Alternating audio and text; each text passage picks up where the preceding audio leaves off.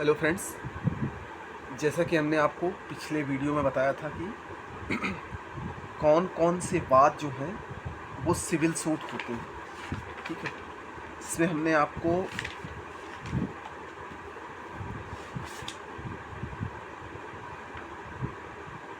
घोषणा संबंधी वाद बताया था, जन्म तिथि से सुधार संबंधी वाद भी सिविल सूट है, पद के लिए वाद सिविल सूट है, विवाह विच्छेद संबंधी वाद सिविल सूट है, दीवानी अपराध के लिए क्षतिपूर्ति का अधिकार भी सिविल सूट है, मत देने का अधिकार सिविल सूट है। अब कौन सी वादों को दीवानी वाद नहीं माना जाता? जैसे जातिगत प्रश्नों से संबंधित वाद को दीवानी वाद नहीं माना जाता।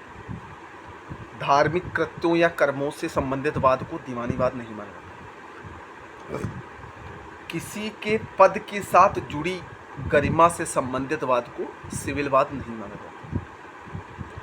स्वेच्छा से किए गए भुगतान से संबंधित वाद, ऐसा भुगतान जो अपनी इच्छा से किया गया है, उसको सिविल वाद नहीं माना जाता। ठीक, गोपनीयता के अधिकार से, अब कोई ऐसा स्टेट या कोई ऐसा फर्म जिसकी गोपनीयता रहती है, आप उस स्टेट की या उस ऑफिस की बातों को अगर जानना चाहें तो आप उसके लिए सिविल सूट फाइल नहीं कर सकते कि हमको ये जानकारी बताइए। अब आता है इसमें वर्जितवाद। तो वर्जितवाद क्या आता है कि दीवानी न्यायालय जो होते हैं वो सभी प्रकार के दीवानी प्रकृतिवादों का संज्ञान कर सकेंगे, सिवाय उनके जिनका संज्ञान दीवानी वादों में नहीं किया जाता। लेकिन ये डिपेंड करता है न्यायालय की अधिकारता पर कि न्यायालय की अधिकारता है कि नहीं। अब न्यायालय की अधिकारता किसी के कहने से पता नहीं चलती।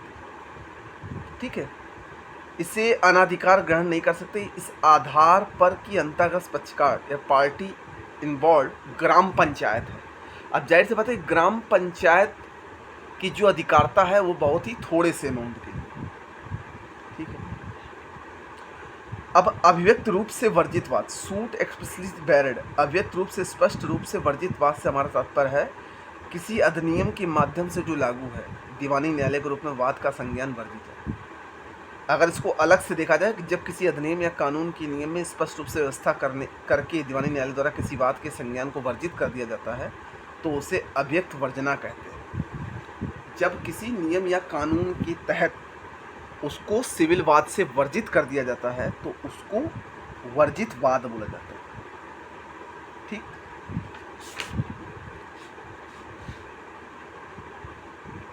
अब विशिष्ट न्यायाधिकरण द्वारा विचारणीय विषय कौन से हैं? जैसे जब कोई व्यक्ति दुर्भावनापूर्ण या स्वेच्छा से कोई कार्य करता है, उस पर सिविल वाद नहीं लाया जा सकता। जब वह स्वभाव न्याय के सिद्धांतों के विपरीत कार्य करता हो तो नहीं लाया जा सकता। जब वह विकृत भाव से कार्य करता हो, एक्ट प्रिविलेजली करता हो, जब वह अधिकार का कार्य करता हो, एक्टस अल्ट्रा वायरस या अपनी अधिकारता का प्रयोग करने में अस्वीकार करता है। ठीक है, विधि के समान सिद्धांत के आधार पर वर्जित वाद होता है। लोक नीति के आधार पर भी वाद वर्जित होता है। पॉलिटिकल क्वेश्चन, राजनीतिक प्रश्न पर भी सिविल सूट नहीं वाद दायर किया जा सकता है, क्योंकि इन सब वादों में अधिकारता का अभाव रहता है।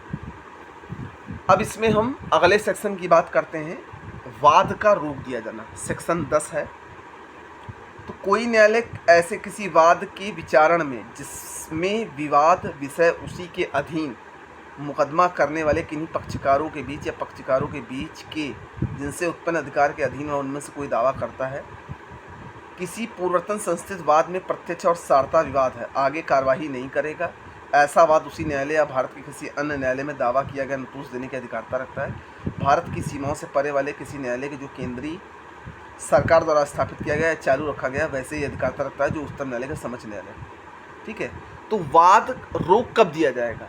वाद रोक तब दिया जाएगा जब वह वाद न्यायालय की अधिकारता क्षेत्र से बाहर हो।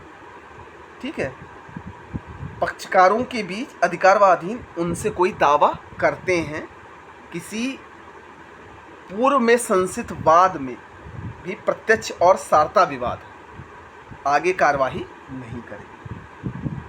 धारा 10 का जो मेन रोल है, दो समवर्ती अधिकारता वाले न्यायालयों के दो समांतर वादों जिसमें वही वाद हेतु, वही विषय और वही अंतोष है, साथ साथ ग्रहण करने और न्याय निर्णय करने से रोकना है। धारा 10 का मेन उद्देश्य वाद को रोक दिया जाना। वाद रोक कब दिया जाएगा? जब एक ही जैसे दो न्यायालयों में एक ही वाद को अगर लाया जाता है जिसकी अधिकारता क्षेत्र सेम है, अगर एक ही वाद दोनों न्यायालयों पे लाया जाता है तो उस वाद को एक न्यायालय से रोक दिया जाता है। ये धारा 10 का मेन कहना है। ऐसे वाद के विचारण को जो तत्पश्चात एक दूसरे न्यायालय में संस्थित किया गया है, ऐसा वाद जो किसी न्यायालय में चल रहा है और वैसा ही वाद किसी दूसरे न्यायालय में संस्थित किया गया, रोकने के उद्देश्य से दायर किया गया। तंग करने वाला या तुच्छ दायित्व जिसमें यह व्यवस्था है कि वह वाद दूसरे न्यायालय में संस्थित किया जाए के उल्लंघन में, मतलब एक ही वाद को जब दो न्यायालय में वाद दाखिल किया जाएगा तो हो सकता है कि दूसरा इस उद्देश्य से कर रहा है कि इस वाद को दाखिल कर दिया जाए। दुर्भावनापूर्ण है, एक न्यायालय अपने अंतर्हित अधिकारों के अंतर्गत पक्षावर्ती वाद के स्थगन को अस्वीकार कर सकता है इस आधार पर कि पूर्ववर्ती वाद का संस्थित किया जाना न्यायालय की प्रक्रिया का दुरुपयोग है और ऐसा वाद नहीं जिसका लाभ धारा 10 के प्रावधानों के अंतर उठाया जा सके। ठीक है, जिसको न्यायालय से रोक दिया गया उस वाद को आप दोबारा दाखिल नहीं कर सकते।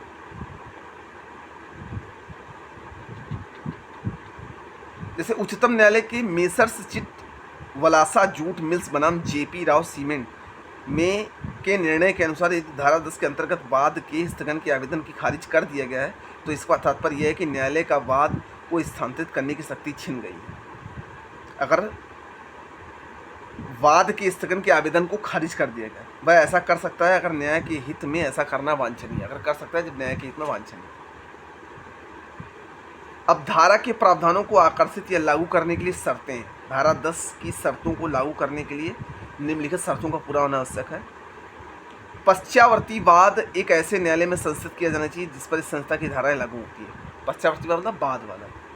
पश्चावर्ती वाद के विवाद तक मतलब मैटर इन इशू प्रत्यक्ष और सारता वही होने चाहिए जो पूर्ववर्ती वाद में थे, मतलब उस वाद के क्वेश्चन वैसे ही होने चाहिए जो पहले वाद में थे।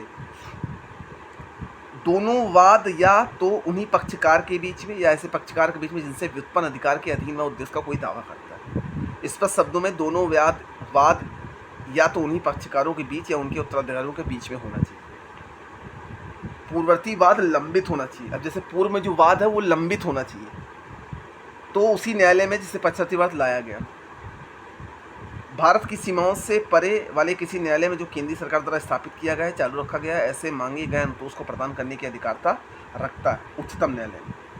ठीक है, तो ये हमारी धारा 10 की वस्तु था कि हम वाद को कब रोक सकेंगे, कि विदेशी न्यायालय में किसी वाद को लंबित होना उसी वाद हेतु पर आधारित किसी वाद का विचार करने से भारत के न्यायालय को परिवर्तित नहीं करता।